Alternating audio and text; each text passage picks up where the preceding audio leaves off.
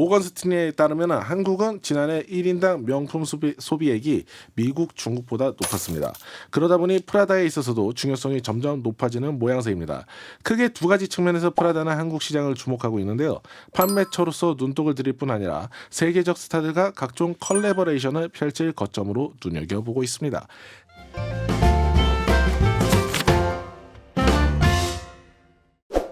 목돈연구소에만 있는 주말의 극장.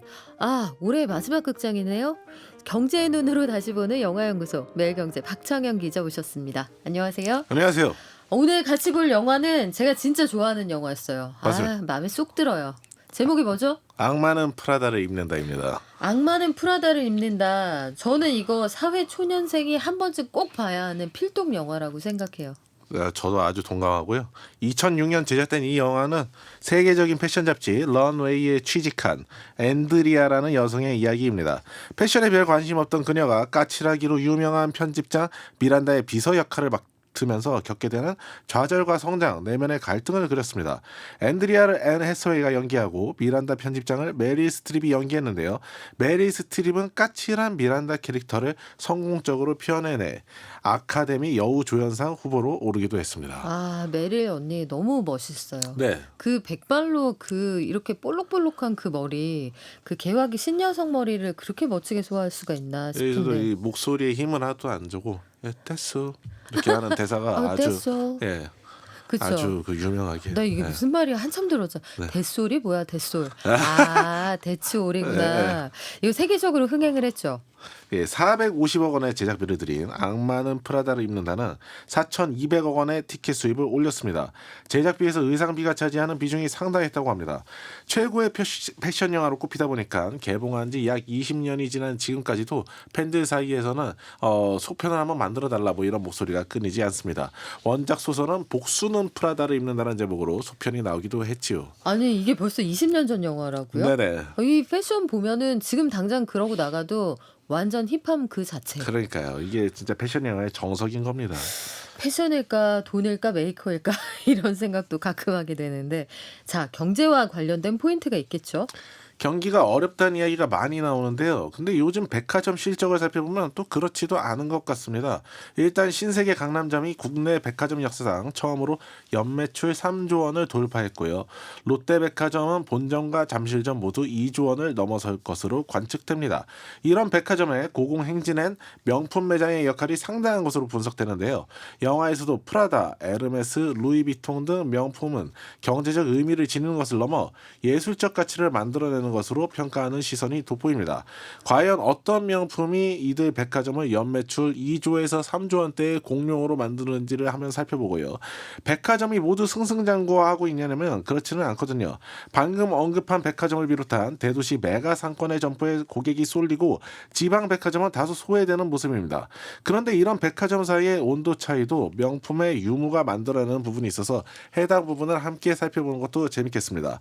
또 프라다 관련 영화를 보는 만큼 명품 업체 프라다의 재무제표를 한번 살펴보는 것도 좋겠습니다. 요거 신박하네요. 네네. 네. 2015년 무렵엔 브랜드 선호도가 떨어지다 보니 국내 매체에서 이제는 악마도 안 입는 프라다라는 제목의 기사가 나오기도 했는데요. 또 최근에는 역대 최대 실적을 달성했다고 합니다. 이제는 악마들의 선택을 다시 받기 시작한 것인지 프라다의 현주소 한번 들여다보시죠. 네, 소위 우리가 명품이라고 하는 해외 고가 브랜드들, 이쪽이 그 아이돌과 손잡으면서 젊은 이미지를 덧입기도 했죠. 네네. 네, 구찌, 버버리, 미우미우 뭐 이런 브랜드들이 다 심폐소생술을 좀 한 번씩 당하지 않았을까 싶은데, 영화로 먼저 가볼까요? 네, 앤 해서웨이가 연기한 앤드리아는 최고의 패션 매거진 런웨이의 최종 면접을 보게 됩니다. 이 면접은 런웨이 편집장 미란다의 둘째 비서를 뽑기 위한 면접인데요. 미란다는 패션 업계의 살아있는 전설이라 패션 업계의 종사를 희망하는 사람이라면 누구나 한 번쯤 상상해봤을 그런 일자리로 나옵니다. 그 자리에 들어가고 싶은 여성이 100만 명은 된다는 이야기가 반복적으로 나옵니다. 미란다하고 나는 정말 말 한번 섞고 싶어. 이런 사람이 줄 섰다 이런 얘기죠. 그렇습니다.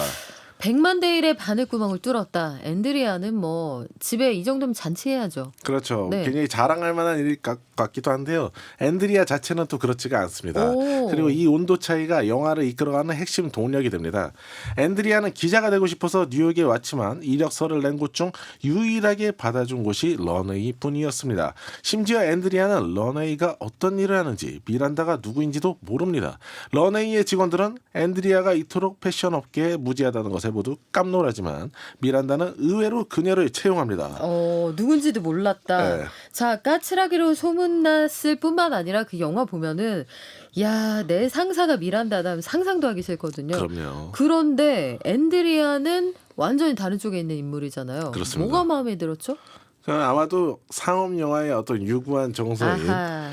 날 이렇게 대한 건 네가 처음이야. 오늘 괜찮다. 지난주부터 훨씬 나아요. 작년에 네.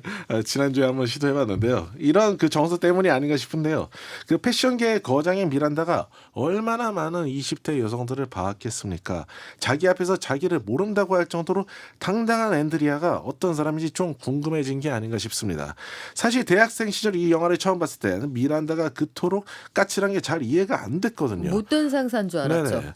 그런데 직장인 돼서 이 영화를 다시 보니까 뭐 앤드리아도 조금 말이 안 되는 사람이다 이런 생각이 들더라고요. 말이 많이 안 되지. 네. 네. 뭐 앤드리아는 자기 동료들 앞에서 내가 여기 들어온 건 너네밖에 날 받아주는 사람이 없었기 때문이고 경력이 웬만큼 쌓이면 내가 바라던 직장으로 훌훌 날아가 버릴 거야 라고 대놓고 얘기하는 사람이거든요. 나 여기 잠깐 그냥 들렀어. 네네. 정거장이야. 네. 네. 근데 뭐 우리가 마음속으로야 뭐 무슨 계획인들 못 품겠습니까마는 이걸 회사 사람이 다 알 정도로 얘기하고 다니는 건 당도를 넘어서 무례에 가깝죠. 그런데 미란다가 그녀를 왜 뽑았느냐를 넘어서 왜 그런 그녀를 자르지 않고 계속 쓰냐라는 질문으로 넘어가 보면 뭐 앤드리아의 장점이 좀 눈에 띕니다. 자, 앤드리아의 특장점 어떤 게 있습니까? 바로 맷집입니다. 맷집. 네. 사실 미란다 편집장은 지금의 감수성으로 보면 직장 내 괴롭힘으로 신고를 뭐 몇 번이나 당해도 부족하지 않은 사람인데요. 그러네요. 뭐 일단 입을 여는 족족 포관하고 자기 필요에 따라 주말 저녁에 아무런 미안 없이 전화를 걸고 또 개인 심부름을 시키는데도 거리낌이 전혀 없습니다. 특히 자기 쌍둥이 딸을 위해 아직 출간되지도 않은 해리포터 신간을 4시간 안에 가져오라고 주문하는 게 앞거리인데요. 이 말도 안 되는 미션이 어떻게 끝나는지는 청취자 여러분이 한번 직접 확인해 보시고요. 뭐 여러 우여곡절을 겪은 끝에 애초 패션 업계를 경멸하던 앤드리아는 점점 더 패션 업계 사람이 돼갑니다. 천직을 만난 듯 날아다니는데요. 반면 그의 친구들, 특히 남자친구는 워커홀릭이 돼가는 앤드리아에게 지쳐갑니다. 과연 그녀는 일과 사랑, 사랑과 일 가운데서 균형을 잡을 수 있을지 OTT에서 한번 확인해 보시죠. 그러게요. 이 영화가 나왔을 때만 해도 이 시대적인 상황이 그랬나 봐요. 그렇죠. 서로에 대한 땡큐가 충분히 있어야 되는데 그게 좀 결여된 장면들이 있어서 네네. 과연 진짜 이랬던 기억이 나는데 패션에 대한 영화인 만큼 진짜 멋진 옷들이 많이 나와요. 가방, 그럼요. 구두 뭐 굉장합니다. 네네. 영화는 패션 사람을 가장 멋지게 그려낸 작품이라는 평가를 받습니다. 패션에 관심이 없거나 패션업이 사치를 조장한다는 이유로 경멸하는 사람조차도 이 업계 종사자들의 심미안에 혜택을 받을 수밖에 없다. 뭐 이런 시선이 인상적인데요. 그래서 많은 명품 브랜드가 화면 곳곳을 화려하게 장식합니다. 미란다는 첫 등장 장면에서 프라다 로고가 크게 박힌 가방을 들고 다니는데요. 영화 전체적으로 보면 각 브랜드 로고가 크게 드러나지 않는데 이 등장 장면에서만큼은 프라다 로고를 자세히 보여주는 건 저 사람이 이 제목에서 뜻하는 악마 뭐 이렇게 알려주기 위한 네. 차원인 것 같습니다. 혹시 관객이 제목이 무슨 뜻인지 못 알아먹을까봐 약간 TMI, too much information을 넣은 것일 수도 있겠죠. 네. 또 앤드리아는 패션에 갑자기 눈을 뜬 뒤 샤넬을 즐겨 입기 시작하는데요. 이 때문에 영화 팬들 사이에선 악마는 프라다를 입고 천사는 샤넬을 입는다는 우스개가 나오기도 했습니다. 물론 앤드리아가 천사인지는 잘 모르겠습니다만 여튼 이 영화에는 참 많은 명품들이 나오고 이 때문에 의상비로만 13억 원을 썼다는 후문입니다. 와, 굉장하다. 근데 이 영화 속의 편집장인 미란다가 실존 인물을 모델로 한 거잖아요. 맞습니다. 바로 미국 패션 잡지 보그 편집장인 안나 윈투어입니다. 원작 소설가가 안나 윈투어의 어시스턴트로 일한 경력이 있다고 합니다. 영국 출신인 안나 윈투어는 패션계의 교황이라는 별명을 가지고 있습니다. 실제 영화 속 미란다만큼 패션계에서 막강한 영향력을 지닌 인물입니다. 톰 포드, 마크 제이콥스 같은 디자이너가 톱 디자이너로 성장하는데도 윈투어의 지원이 한몫했다고 하고요. 윈투어의 발언에 뉴욕, 런던, 밀라노, 파리 등 4대 패션위크 순서가 바뀐 일도 있습니다. 윈투어는 원래 이 영화의 제작에 그다지 긍정적 반응을 보이지 않았으나 시사회에는 또 프라다를 입고 참석했다고 합니다. 영화에서 묘사된 미란다 캐릭터도 꽤 좋아했다고 합니다. 네, 그 이분의 그 똑단발에 정말 스키니한 그 몸 이런 것들도 그 트레이드 마크 중에 하나인데 표정이 없어요. 네, 좋다 싫다 표정이 없어. 그래서 선글라스로 이렇게 항상 그쵸. 가리고 다니고. 그걸로도 굉장히 유명한데 네. 최근에 이분이 런웨이에 선 한 남자 모델 보고 한번 웃어줬다. 그게 기사가 되기도 했습니다. 아, 자, 프라다라는 브랜드에 대해서도 한번 살펴볼까요? 네, 이탈리아 프라다 그룹은 2011년 홍콩 증시에 상장했으며 시가총액은 18조에서 19조 원을 넘나듭니다. 1913년 마리오 프라다가 설립해서 올해 설립 110주년이 되고요. 프라다 그룹 안에는 프라다 외에도 보다 젊은 층을 겨냥한 미우미우와 구두 브랜드 처치스 등이 있습니다. 한국에서는 2007년 LG전자와 컬래버레이션으로 프라다 폰을 선보이기도 했습니다. 매출은 어때요? 뭐 악마도 프라다를 안 입는다는 이런 조롱이 나오던 2014년 매출을 좀 보시면요. 5조 원으로 전년 대비 소폭 빠졌고요. 기업의 수익성을 보여주는 삼각전 영업이익 에비타도 17%가량 빠졌습니다. 프라다가 홍콩 증시에 상장한 걸 보면 알 수 있듯 이 회사는 중국을 비롯한 아시아 시장을 굉장히 중시하는데요. 당시 시진핑 정부가 부패 척결을 추진하면서 타격을 입었다고 합니다. 중국인들이 값비싼 명품을 뇌물로 바치는 것을 주저하게 되면서 프라다를 비롯한 다수 명품이 어려움을 겪었다고 하네요. 다만 최근에는 다시 상승세로 돌아섰습니다. 2022년에 6조 원을 벌어들이며 사상 최대 실적을 찍은 데 이어 올해도 3분기까지 전년 동기 대비 12% 신장했습니다. 일단 지난 몇 년간 지속된 세계적 명품 붐에 프라다도 올라탄 것이고요. 아울러 2022년 합류한 전 캘빈 클라인 크리에이티브 디렉터인 라프 시먼스가 굉장히 브랜드 아이덴티티를 단단하게 만들었다는 그런 평가가 나옵니다.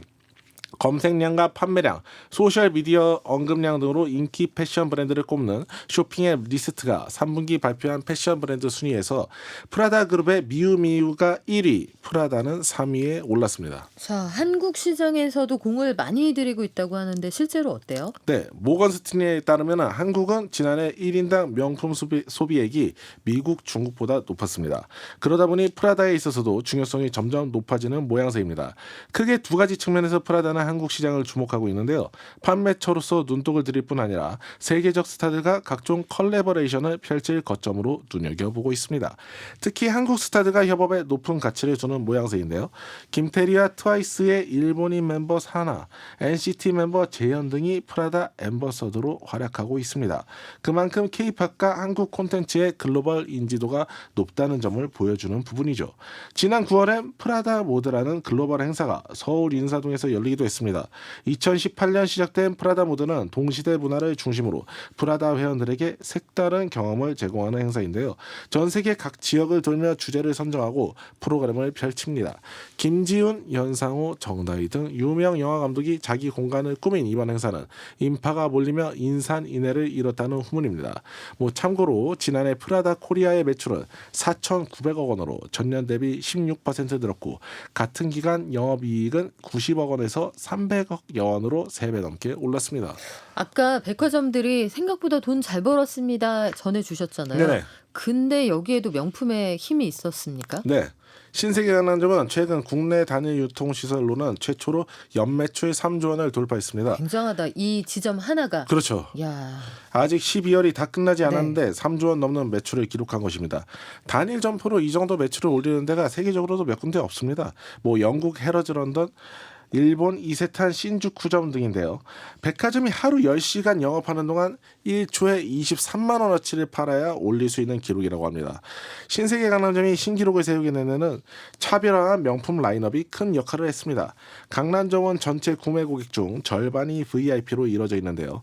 VIP가 선호하는 브랜드가 탄탄했던 것입니다. 3대 명품 에루샤가 강남점에만 각각 3, 4개씩 세부 매장을 두고 있습니다. 프라다와 미우미우 또한 복수의 매장을 강남점에 두고 있습니다.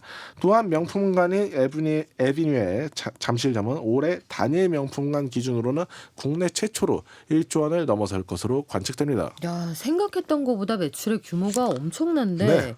지방에서도 같은 현상이 나타나나요? 명품은 근데 또 지방 백화점에서는 조금 이탈하는 현상을 보이고 있습니다. 전문가들은 이 현상이 좀 지방 인구 소멸과 굉장히 관련이 있다는 분석을 내놓는데요. 출산율이 감소하는 가운데 지방에서는 더 빠른 속도로 인구가 줄어들다 보니 구매력 있는 고객이 필요한 명품으로서는 아무래도 인구가 적은 지방을 떠나 대도시 백화점으로 넘어가는 게 낫다고 판단하는 것이죠. 실제 롯데백화점 대구점에서 구찌가 이달 29일 영업을 종료한 것에 더해 울산점에서도 올해 명품 브랜드 3곳이 철수했습니다. 이와 대조적으로 루이비통은 여성 매장을 이달 21일 더현대서울에 오픈했는데요. 루이비통 여성 전 제품을 판매하는 이 여성 매장이 문을 연 건 6년 만이라고 합니다. 더현대서울이 최단기간 연매출 1조 원을 돌파하는 등 고객 관심을 받고 있다는 점이 루이비통 쪽에 좀 긍정적으로 어필된 것으로 보입니다. 우리나라가 구매력이 엄청난데요. 네. 생각보다. 그래서 제일 중요한 거 영화는 재밌습니까? 예, 뭐 섹스 앤 더 시티 같은 이런 작품을 보다 보면은 어쩐지 뉴욕에서의 삶을 동경하게 되지 않습니까? 뭐 그것이 설사 판타지에 불과하더라도요. 악마는 프라다를 입는다의 감독 데이비드 프랭클은 섹스 앤 더 시티의 에피소드 6편을 연출하기도 했는데요. 그만큼 어떤 세계의 환상을 불어냈는데 좀 일가견이 있는 듯합니다. 영화를 보고 나면 뉴욕에서 패션업에 종사한다는 건 저렇게 화려하고 멋진 일일까? 뭐 좀 궁금해지는데요. 현실과는 다소 동떨어진 그런 세상을 한번 엿보게 하는 재미가 있고요. 또 이 영화는 인간관계에 있어서 케미스트리가 얼마나 중요한지 보여주는 것 같기도 합니다. 어리숙한 모범생에 가까웠던 주인공이 악마 미란다 편집장을 견뎌내는 건 앞서 말씀드렸듯이 그 주인공이 맷집이 좋아서이기도 하지만 그냥 견뎌낼만 했기 때문인 것 같기도 합니다. 앤드리아의 성격이 어딘가 미란다랑 좀 잘 맞았던 거죠. 그녀의 악명에 지레 겁먹어 발을 뺐더라면 해보지 못했을 좋은 경험을 하게 됩니다. 역시 인간은 한번 부딪혀봐야 안다는 아주 단순하지만 중요한 진실을 얘기해 줍니다. 그래요. 앤드리아하고 미란다는 사실 스타일은 다르지만 같은 그 지구력을 가지고 있는 사람들 아닐까요? 그렇네요. 미란다는 겉모습이 화려하지만 역시 그 업계에서 앤드리아 같은 과정을 거쳐서 컸지 않겠어요? 그러니까 앤드리아가 그 중간에 커나가는 과정을 보면은 그 자기 앞에 있었던 그 비서를 이제 제치고 파리에 가는 장면이 나오거든요. 그렇죠. 근데 그 비서가 사실은 그 자리를 뺏기게 되는 게 또 그 체력 문제예요. 예, 감기에 걸려가지고 골골대는 동안 앤드리아가 거기서 더 눈에 띄게 됐거든요. 뭐 그런 부분에서 두 부분 다 좀 지구력으로 연결돼 있기도 합니다. 뭐 결과적으로 교통사고라는 사건이 있었기 때문에 그렇긴 하지만 아무튼 저는 두 사람이 다른 카테고리에 있는 사람이라는 생각은 들지 않고 아무튼 신입사원들은 한 번쯤 꼭 볼만한 그런 영화가 아닐까 싶습니다. 재밌네요. 올해 경제의 눈으로 영화를 다시 보는 시간 영화연구소는 오늘이 마지막 시간이네요. 네. 지난 1년 동안 어땠습니까? 지난 1년 동안 굉장히 영화를 이렇게 소개를 하면서 이 안에서 또 경제적인 또 네. 포인트를 또 그 찾아낼 수 있다는 게 굉장히 설레고 예, 굉장히 좀 즐거운 시간이었습니다. 그래요. 설렌다는 말 속에 표정은 좀 다른 것 같은데 고마웠어요. 새해에도 잘 부탁드립니다. 지금까지 매일경제 박창영 기자와 함께했습니다. 고맙습니다. 감사합니다.